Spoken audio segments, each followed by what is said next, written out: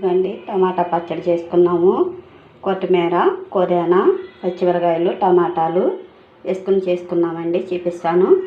బాండీ పెట్టుకున్నాం. నూనె, పచ్చిమిరకాయలు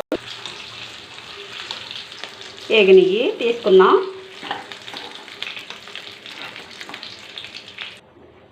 టమాటాలు, చింతపండు,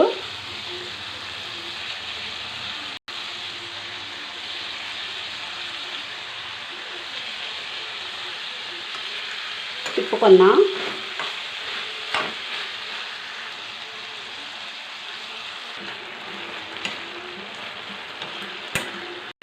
నూరుకుంటాకి తీసుకున్నానండి రోలు.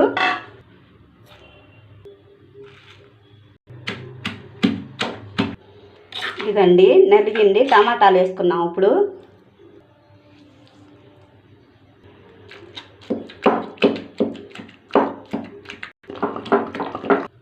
నలిగిందండి.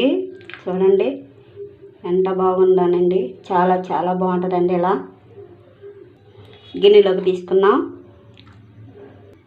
రోట్లో అన్నం వేసుకుని తుడుచుకున్నామండి. ఇట్లా తింటే చాలా రుచిగా ఉంటుందండి. అసలుకి అన్నం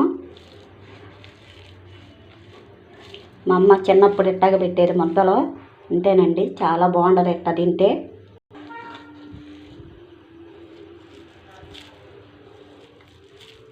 ఇట్లాగండి.